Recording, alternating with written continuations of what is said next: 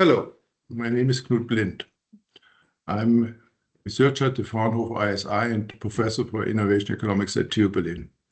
In the context of the C-Block project, we have prepared different teaching modules on standardization in general with a focus on blockchain.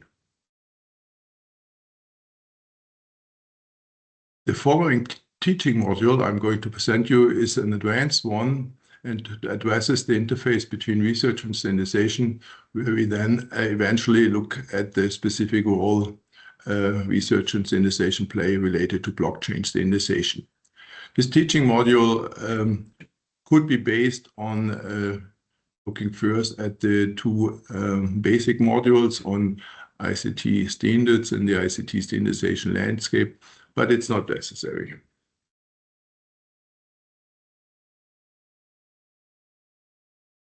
These are the 4 chapters of our webinar.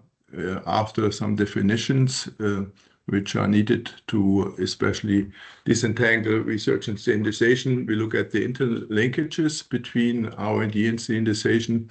R&D stands for research and development, and then we look on the impacts of standards on research and innovation and elaborate a little bit on that. Finally, we look at how research and standardization interact in the area of blockchain.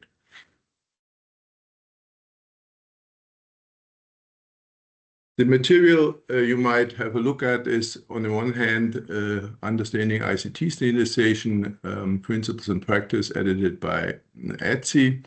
But more important for this webinar is an overview I did for ISO about standards and innovation, which is published by the ISO web link here you see. What are the learning objectives? First, we define research and the interface to standardization. Then you should get insights into the interdependencies between research and standardization. Then you should understand how research and standardization can benefit each other after the webinar. Furthermore, you should also understand how research insights can be integrated in blockchain standardization, and then also maybe know some standards which can support blockchain-related research. Now, about definitions. These definitions are provided by the OECD, and in particular, research and development is defined by the so-called Frascati manual. The last edition is from 2015. Here it says, research and experimental development comprise creative and systemic work undertaken in order to increase the stock of knowledge, including knowledge of humankind, culture, and society, and to advise new applications of available knowledge. In general, the basic criterion for distinguish R&D from related activities in the presence in R&D of an appreciable element of novelty and the resolution of scientific and/or technological uncertainty. That means when the solution to a problem is not readily apparent to someone familiar with the basic stock of common knowledge and techniques for the areas concerned. Furthermore, research development is further differentiated in some basic elements. And in general, it's distinguishing between basic research, pure basic research, and oriented basic research. Basic research is mental or theoretical work undertaken primarily to acquire new knowledge of the underlying foundations of phenomena and observable facts without any particular application or use in use. Means it's really just for expanding the existing stock of knowledge. Pure basic research is a subcategory of basic research, and it's carried out for the advancement of knowledge without seeking economic or social benefits or making an effective effort to apply the results to practical problems or to transfer the results to sectors responsible for the application.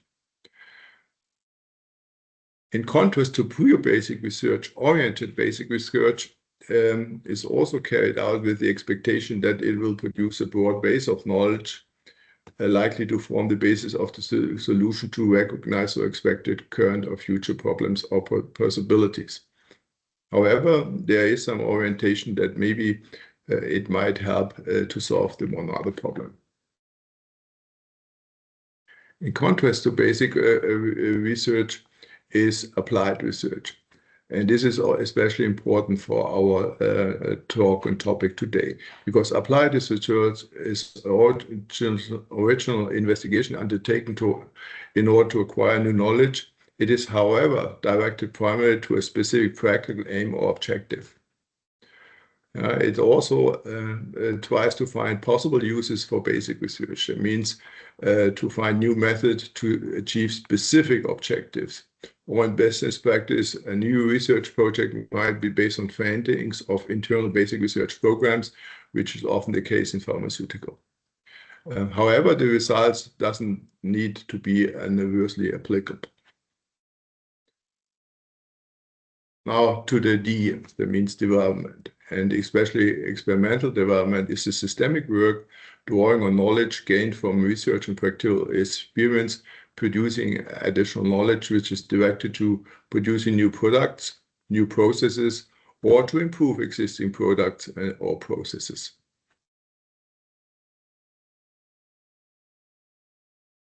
And then there are 5 criteria which are identifying research and development.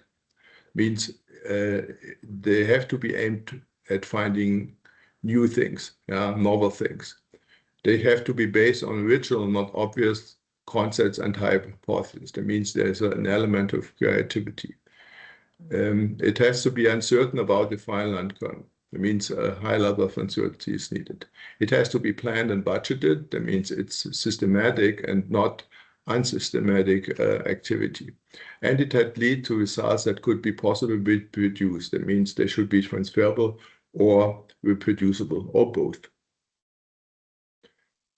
In order to distinguish research and development from other elements and also standardization, one has also to list what is not R&D according to the Frascati manual, but also other OECD sources.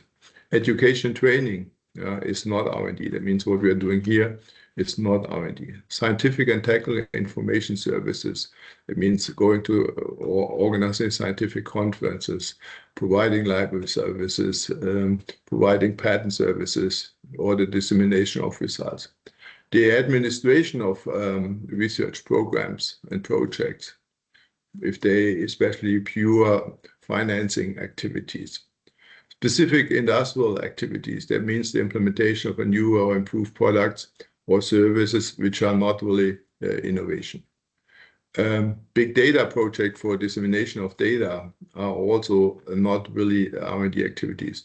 Or space exploitation, that means the expenditure for satellites to perform routine activities.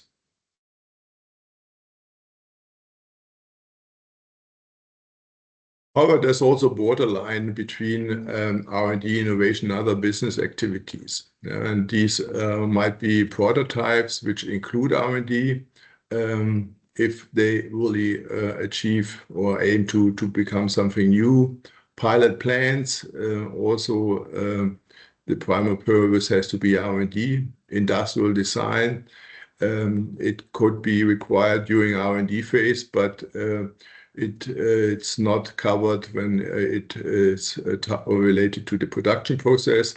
Industrial engineering and tooling up means here if you tool up a factory for innovation, it might be include R&D. But for a pure production process, it has to be excluded. Trial production, it could partly R&D related, but it hasn't to be. Pre-production development is excluded. After sales services and troubleshooting is excluded, except when there's a feedback to R&D, then it has to be included.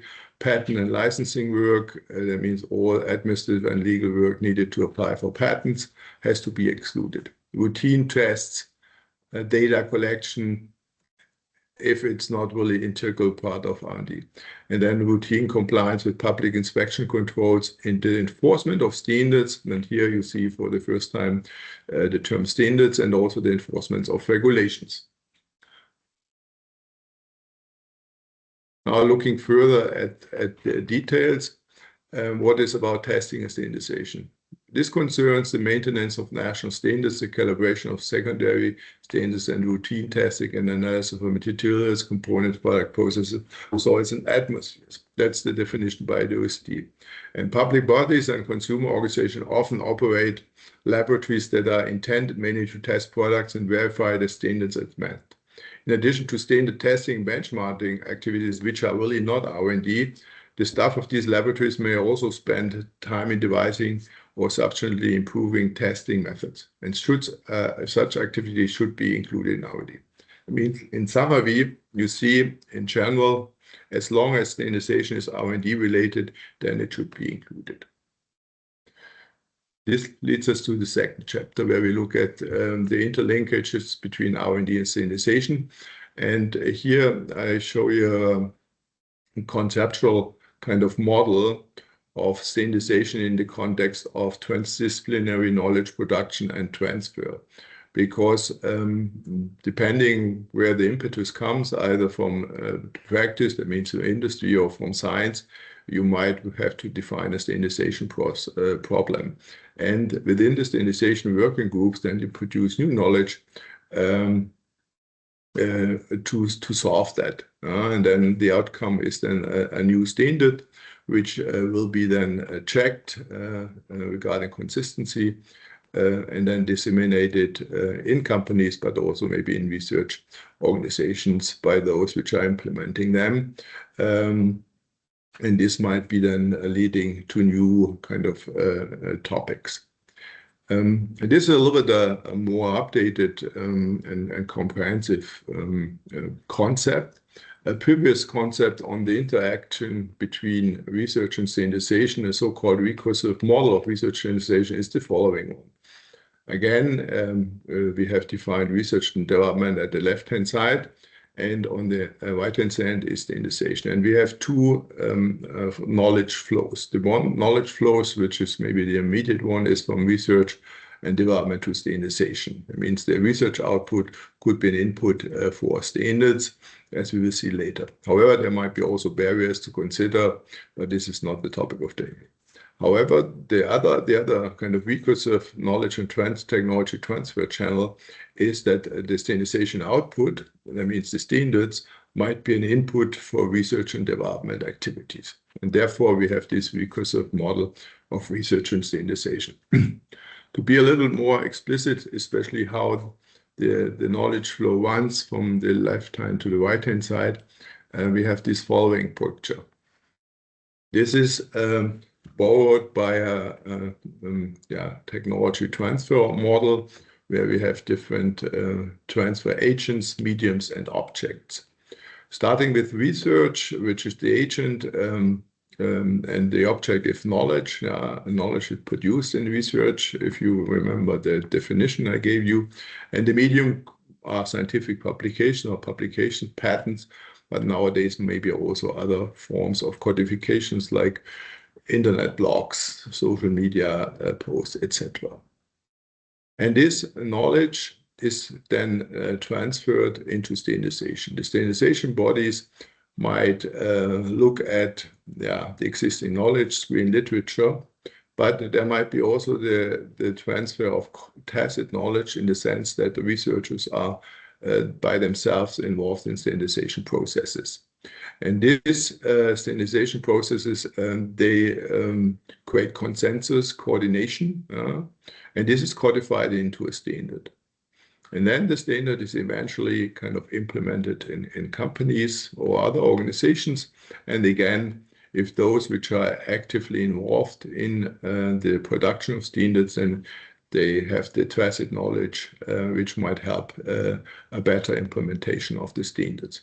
And then there are different feedback loops. There's a first feedback loop, which I've shown you before, from standardization back to research, because standards might be also an input for research. However, also the implementation of standards might create a feedback to the standardization bodies in order maybe to reshape the standards in order to make it better implementable, or also it might be even go back to the research phase where kind of the implementation of a standard has raised significantly new research questions which have to be solved in research.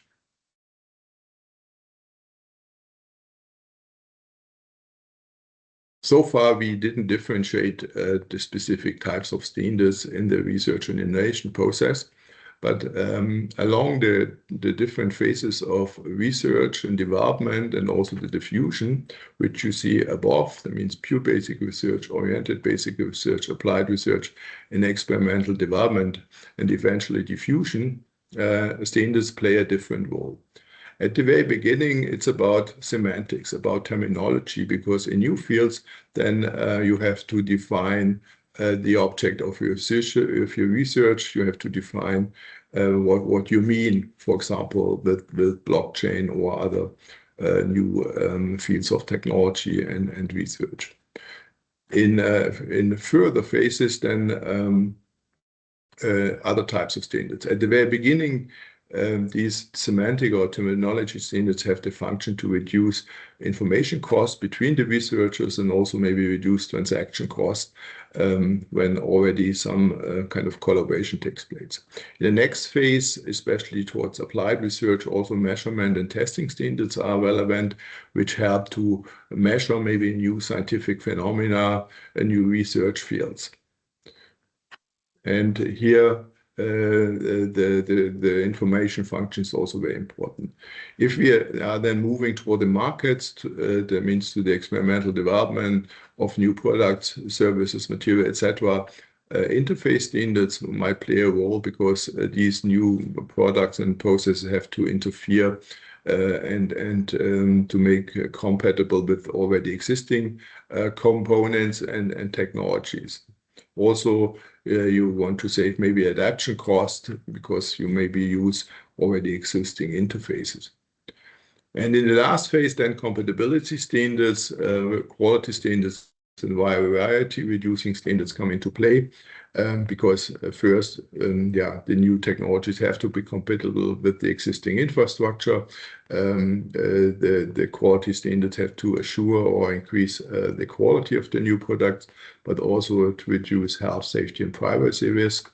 They might also help to build critical mass to exploit then economies of scale if we are entering mass production, and they may also create network externalities, especially in the ICT field. That's very important, and assure the interoperability between products.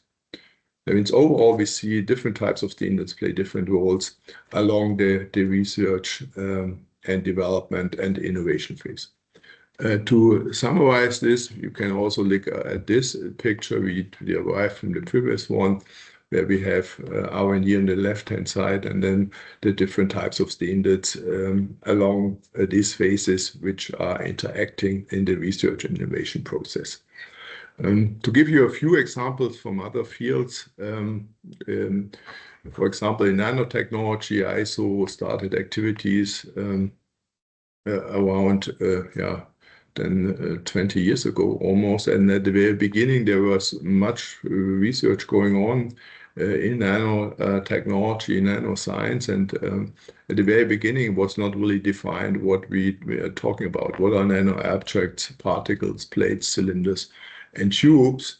And also, then what is a nanoscale? Do we talk about 1 nanometer or 10 nanometer or 100 nanometers? And this was then defined in the first ISO standard.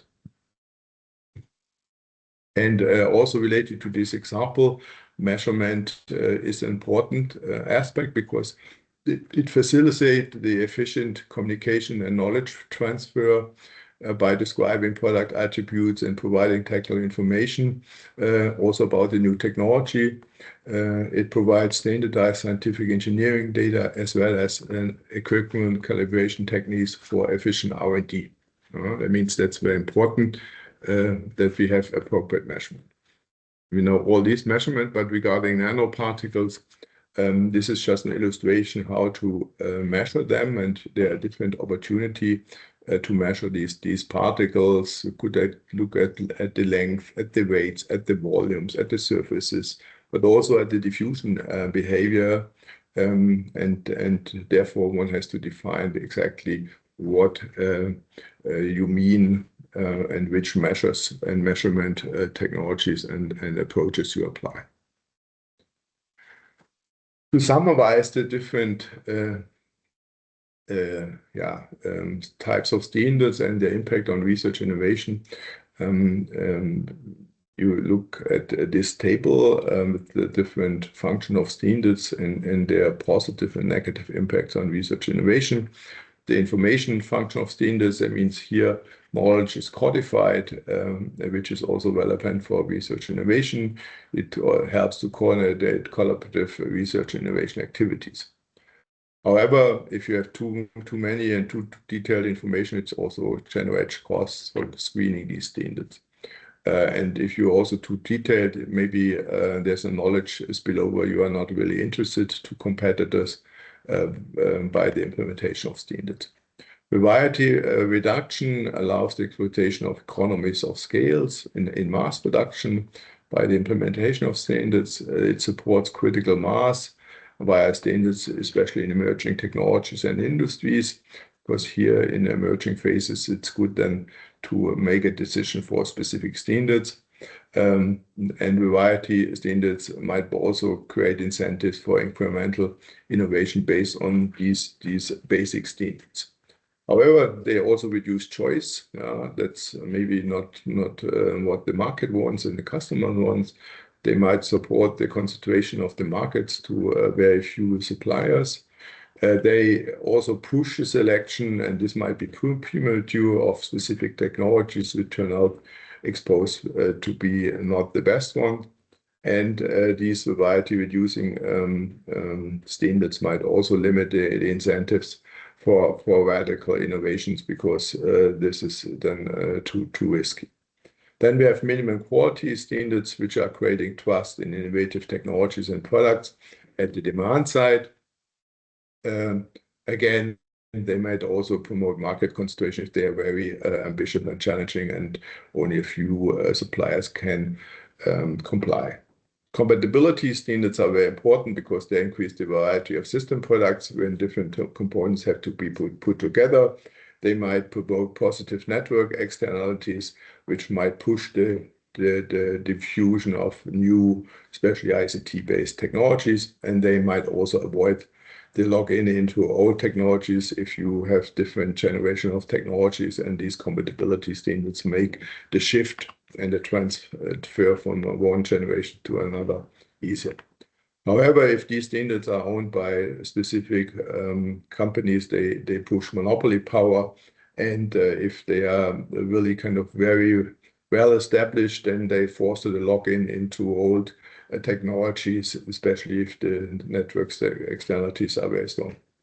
A fifth new dimension has been introduced by colleagues from the UK, standards as an insurance function, because if you are sure that there's a standard which eventually you can implement, if your own innovation activities fail, then they serve as an insurance.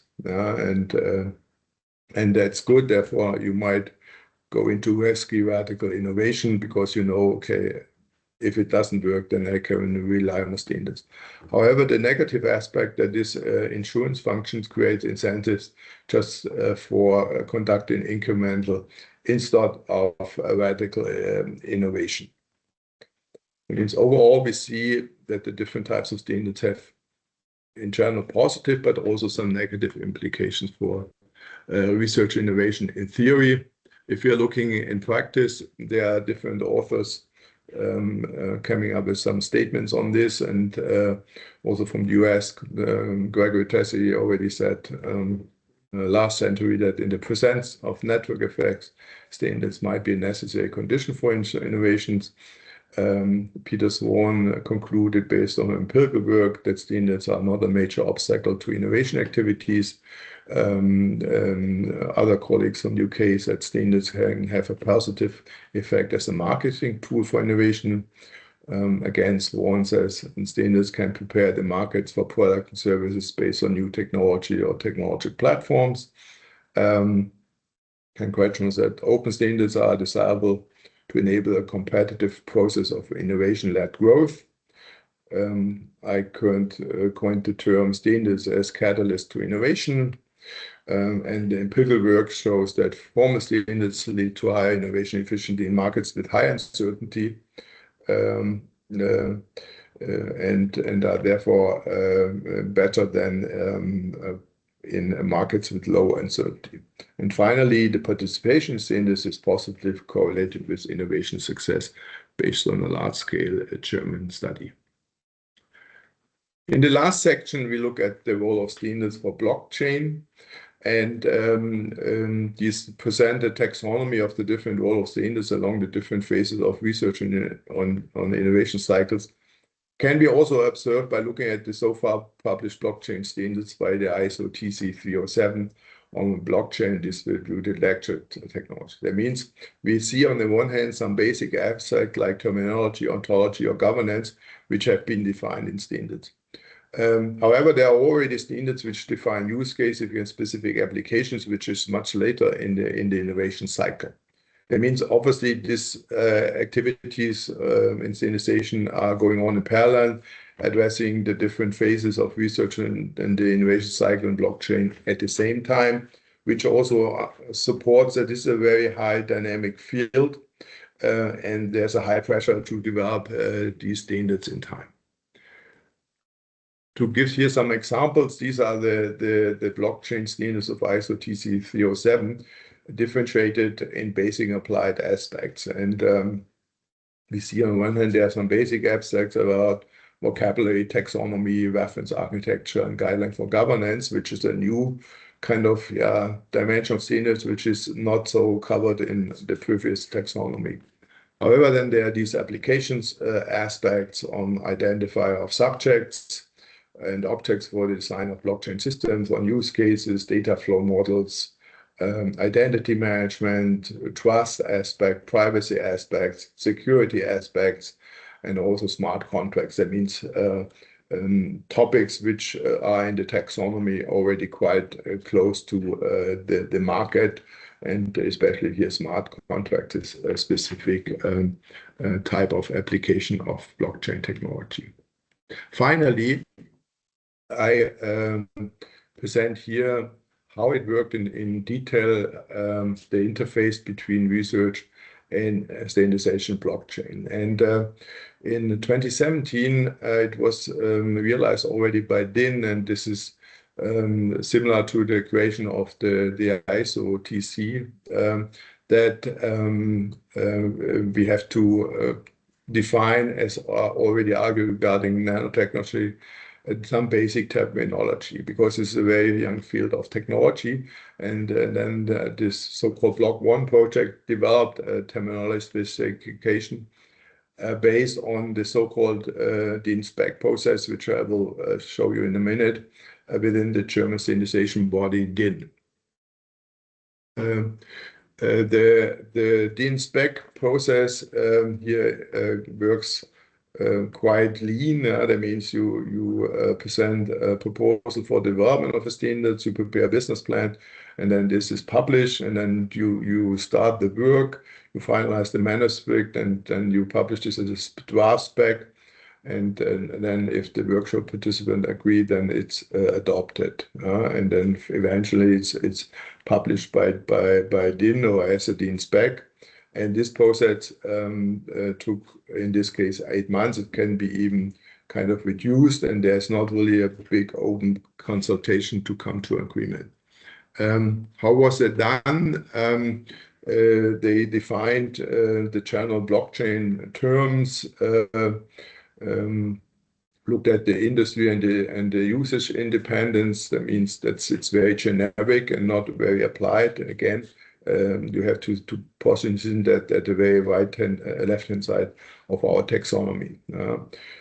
Also, on the other hand, should be open to consider a variety of existing blockchain specifications, and these are the terms which have been kind of considered in the taxonomy.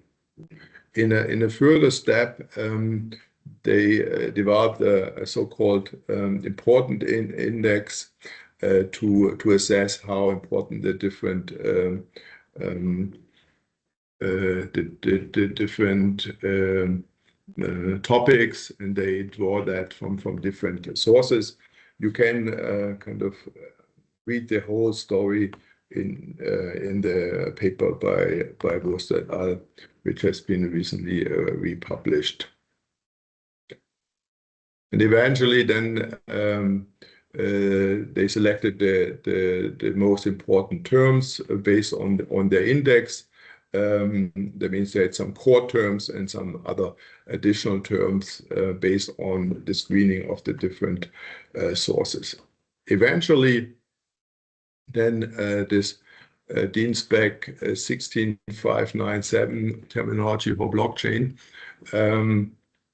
had then 6 categories of terms, in total 60 terms, and the categories are basics, cryptographic terms, main blockchain terms, elements and attributes of blockchain, blockchain-based processes, specific situation in the blockchain context. That means that's already very applied.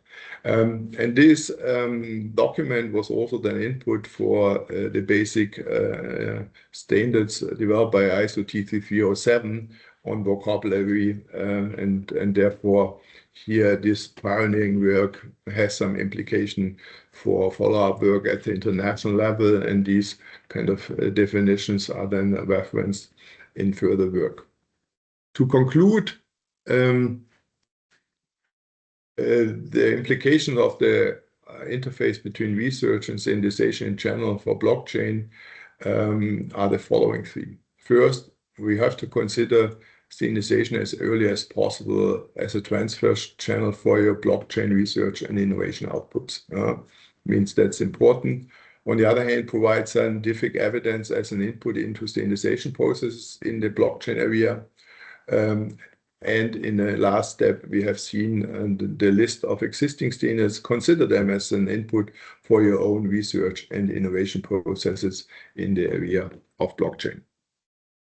Thank you very much. Here are a few references in general, and I recommend especially here the last one, standardization of a terminology for blockchain, which illustrates a little bit the history of this first DIN-SPEC. Thank you very much.